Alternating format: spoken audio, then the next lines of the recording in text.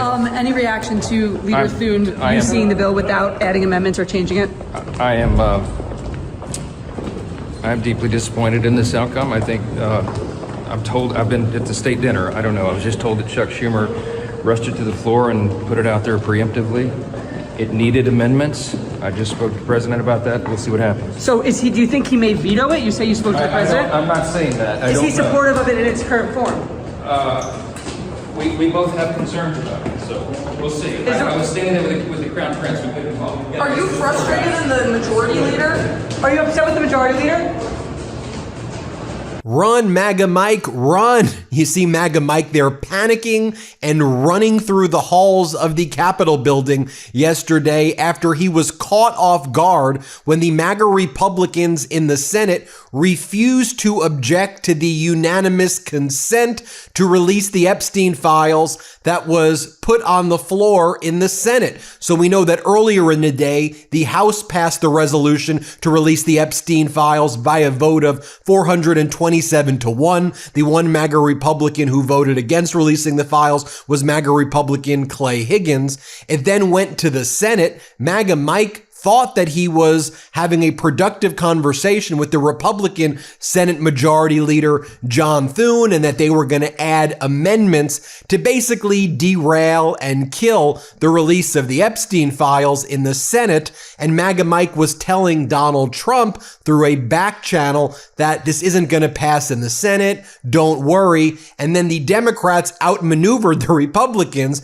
Democratic leader in the Senate, Chuck Schumer, goes on the Senate floor. He requests unanimous consent to release the Epstein files. Not a single Republican objects to it, because which Republican wants to be the guy or the gal who objects to the release of the Epstein files? And therefore, the Epstein files resolution in the Senate was deemed to have passed, and the Senate therefore voted to release the files. So now it's passed in both the House and the Senate. What's supposed to take place next is MAGA Mike's supposed to transmit the resolution from the House to the Senate, which has already passed it, and then it will immediately go on Donald Trump's desk, and we can call Donald Trump's bluff to see if he's actually going to sign this thing or how he and MAGA Mike are planning on derailing it. But MAGA Mike thought that he had this thing rigged and wired and that the Republicans in the Senate were going to have his back, and they didn't. That's why MAGA Mike is panicking right there.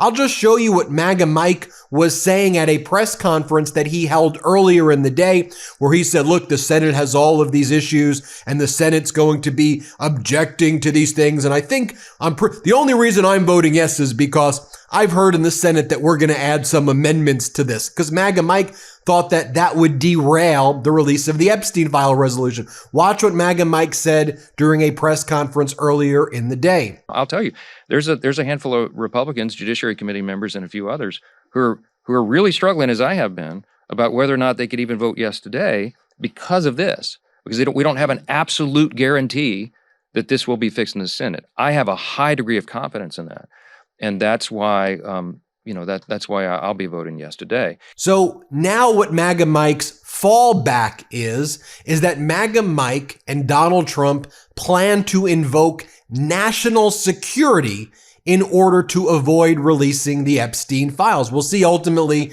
if Donald Trump vetoes the Epstein resolution on that basis. But and you heard the reporter ask MAGA Mike, is Trump going to veto it? And I can't talk about it. I'm not going to talk about it. But you see, they didn't rule it out. But what they're prepping for right now is a way to invoke national security in order to block the release of the Epstein files. Now, MAGA Mike, when he was speaking on the floor yesterday before the resolution to release the Epstein files was voted on, he mentioned the term classified information, national security concerns. Remember what he said yesterday? Here, play this clip. Number 5, national security concerns, okay? The discharge requires the Attorney General to release within 30 days, quote, classified information to the maximum extent possible. This ignores the principle that declassification should always rest, and always has rested, with the agency that originated the intelligence. Why? So that they can protect their critical sources and methods. It is incredibly dangerous to demand that officials or employees of the DOJ declassify materials that originated in other agencies, in intelligence agencies. Now take that and also look what MAGA Republican James Comer, who leads the House Oversight Committee, what he said to Laura Ingraham a day or so ago, where he said basically, we already have pretty much everything, 65,000 files. And he said they, being the Trump regime, released all they could release, in essence saying we have everything that they were legally obligated to turn over. Here, play this clip. So why not just release the files? I mean, if there's nothing in there, who cares? Why not, for transparency's sake? And the administration, obviously players in the administration said they were going to be released. And then some were released, but not all of them. The president said, go ahead and release them. So just get it out there and have it done with. Well, that's what I've encouraged the White House to do, and they're working with us. They've released what they can legally release. Now, you heard what he said there. They released what they legally were required to release. And this also coincides with Donald Trump's social media post where he said, as I said on Friday, they could release the files and the House Oversight Committee can have whatever they are legally entitled to. Okay, these words are not just happenstance. They are being picked specifically. Now, the piece of paper that MAGA Mike was holding was a document labeled "The Flaws of H.R. 4405 Could Re-Victimize Epstein Victims, Create New Victims, and Damage the Judicial System."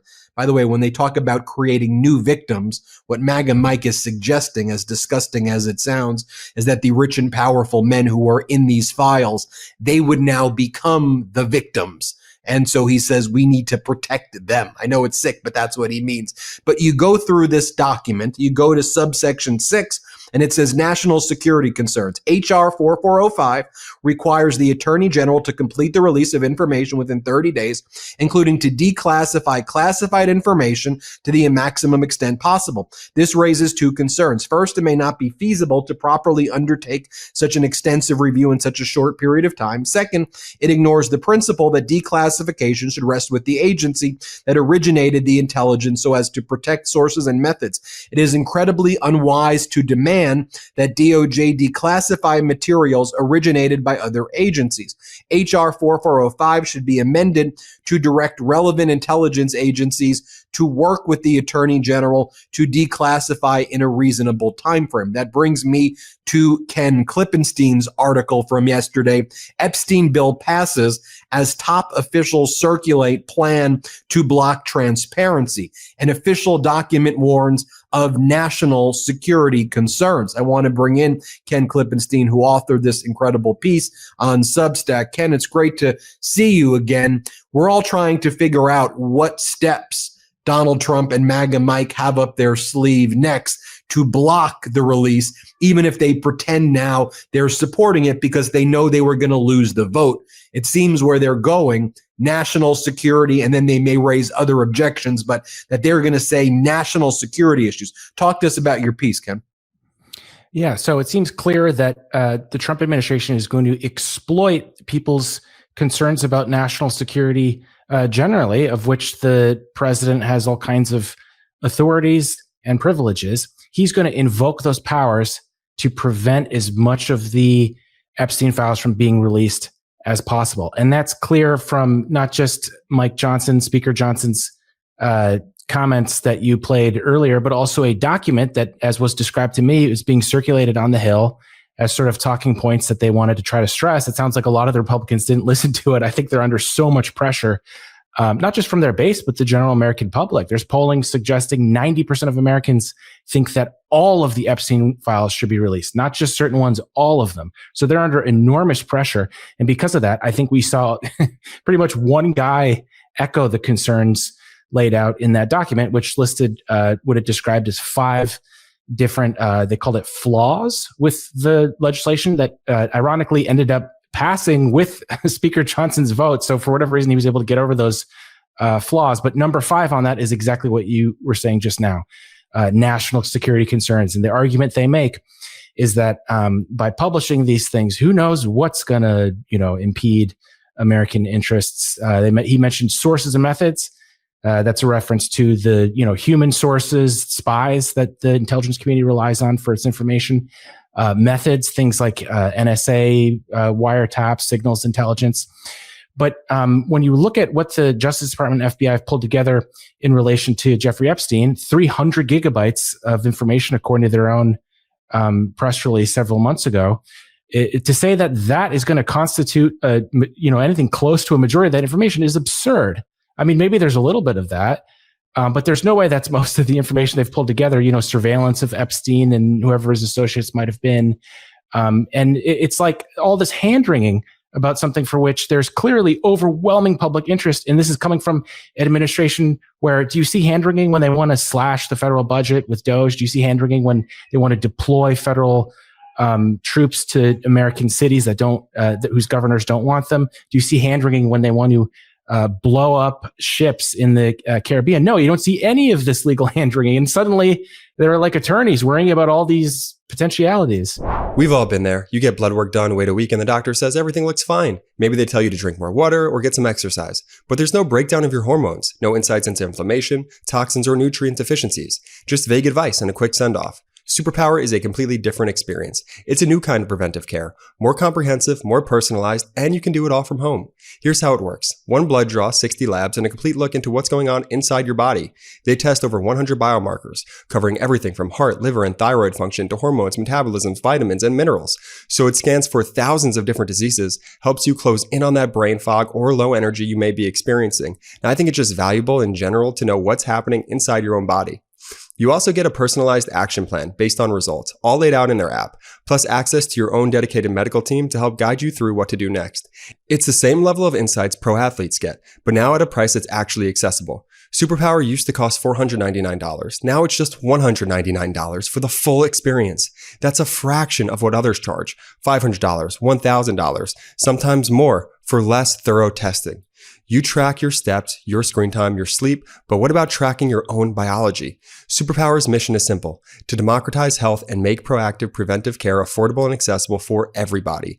So if you're ready to stop guessing and start taking control of your health, this is the way to do it. Head to superpower.com to learn more and lock in the special $199 price while it lasts. After you sign up, they'll ask how you heard about them. Please make sure to mention this podcast to support our show. Your biology decoded, your blueprint activated with Superpower. Yeah, right. It was also, I don't want to change topics, but when it came to not paying the SNAP benefits, that's where their lawyers gave a very nuanced analysis as well. They were like, well, actually, we could only give half here because of liquidity issues. It's like, what are you talking? You're the guy who's saying there's $22 trillion invested, and now you're saying there's liquidity issues. So a legal analysis says you can't give SNAP benefits. And so anyway, I don't want to, we'll talk more about the Epstein files now, though. It seems like it's a massive game of hot potato. You go back to February, the hot potato was with the DOJ, Pam Bondi, Kash Patel, Dan Bongino. They did the whole fake Epstein file binders. They had the influencers show up. It seems like decades ago, right? But that was back in February. The hot potato then basically left the DOJ, FBI, Patel, and they kind of threw it and made it a MAGA Mike and Congress issue. MAGA Mike then tried to throw the hot potato quickly to the Senate. Senator Thune and the MAGA Republicans there were like, we ain't touching this. Schumer, go do your unanimous consent. We don't want anything to do with this. Just pass this freaking thing. And now it's back with Donald Trump. And basically, one of the theses of your article is that now Trump didn't get the help he was looking for in the House and the Senate. Now it's back at Trump. We'll see what he does, if he signs it or doesn't sign it. I'm sure there will be delay, and I doubt it'll happen instantaneously, but who knows? But even when he signs it, then the hot potato goes back to the DOJ, and now they're going to look for their pretextual reasons not to turn it over, and they're going to say national security, ongoing investigation, rolling production, victims, renew victims. Those are their arguments. And they'll probably drip, 1,000 documents a month. And then, look, we gave you this, we gave you that. And they're going to do everything they can to avoid producing those documents that have Trump's name on it. That's kind of what I think you suspect is happening. Yeah, exactly. Hot potato is a good word for it. This is something that maybe most of the country wants. Like, it's hard to think of something that there's broader support for. I mentioned the 90% support that a CBS YouGov poll found for releasing all of these things, not just some of them, all of them. But it must be the only, dozen or so guys who don't want to do it all happen to be in the Trump administration. Because not only have they pulled all these things together, and as was reported at the time, tasked, I think it was 1,000 FBI agents with going through all the different field offices and pulling together any relevant information they could. They have it all centralized in one location. There's no more work that needs to be done. Literally, all they would need to do is release that, redact whatever victim information they would need to. So in a sense, the hard work has already been done. But once they finished that, they released a 2-page summary of what the documents were. And the Attorney General, Pam Bondi, said that, we have all this stuff, but unfortunately, none of it is able to be released. And it's kind of like, I could see an argument for, not wanting to harm victims, that kind of thing. But to say that that's literally, like, you couldn't find anything, there's nothing in there, nothing in a years-long investigation into not just Epstein, but people associated with him. And according to that Justice Department release, 1,000 victims affected. This was a big investigation, and the size of that document, the size of those documents that they pulled together, the 300 gigabytes that I mentioned before, that speaks to the size of the investigation. So there's a lot there, and I think it's very hard to believe that any substantial portion of that is going to involve state secrets or even victim information, because it's not like they're just looking at victims. The FBI, as was described to me, they have investigators doing things like electronic surveillance of Epstein's home. They have human intelligence in the form of informants. They have, I mentioned camera. I mean, there's all kinds of ways that they collect intelligence. And to say that most of that, much less all of it, is something that people can't see is just absurd. And it's not how they've approached other things. For instance, when I mentioned the boat strikes in the Caribbean, it's like minutes after those that they just blast out camera footage of it. And you're going to tell me that's not sensitive? We're getting that footage from drones. I mean, it's like actual killings that they just post to Twitter, but suddenly, oh no, there's nothing we can release. It seems absurd on its face. Right. No national security issues when it comes to releasing drone footage of war crimes in action. Yes, national security issues as it relates to Epstein sex trafficking ring circa 2000 to 2019. I mean, it absolutely doesn't make sense. But look, let's just say this before we go. The Trump, the emails from the Epstein estate, if you were to do like those word clouds or those word trees, like what name comes up the most? It would be Trump's. I mean, it was unbelievable. I mean, I think Wall Street Journal did the analysis that there was 23,000 emails, about 2,300 email threads, and over 1,600 of the threads somehow involved Donald Trump or Trump's name in it in disgusting, grotesque, odd, weird, and all sorts of ways. So we know that. So to the extent they produce a subset of documents again, and Trump's name's not on it, it's obviously going to raise red flags right away. And this is just going to continue, right? It's just going to be like, we know, because how could it be that these emails have Trump, Trump, Trump, Trump, Trump? He's like the main character. And then all of a sudden the files don't, when we know that Bondi and Patel told Trump his name's like all over these things. I'll give you the final word. Yeah, I think it's worth stressing just how important the information that this legislation is going after, that is the Justice Department FBI holdings, because those are going to be provide much more insight into what Epstein was up to than what we've seen. What was released about a week ago was very insightful, and you see people still tweeting out and discussing the emails, but that was pursuant to a subpoena to the Epstein estate. And so that would be what's in possession of Epstein's estate. But when you talk about the FBI, that's all of the intelligence and information that they collected over the course of their investigations that I was describing before. So this is a completely different animal, not just larger, but I think would be more incisive to the intent and activities that Epstein and whoever he knew was engaged with it. Which again, 1,000 victims. That's the Justice Department's finding based on all that information. So I think it is very clearly in the public interest that this stuff get released. And again, the polling shows that that's something that an unusual degree of Americans agree on, which feels unusual these days. Ken Klippenstein, the Ken Klippenstein Substack. Thanks so much for joining us. Good to be with you again. Everybody hit subscribe here. Let's get to 6 million subscribers. Love this video? Support independent media and unlock exclusive content, ad-free videos, and custom emojis by becoming a paid member of our YouTube channel today. You can also gift memberships to others. Let's keep growing together.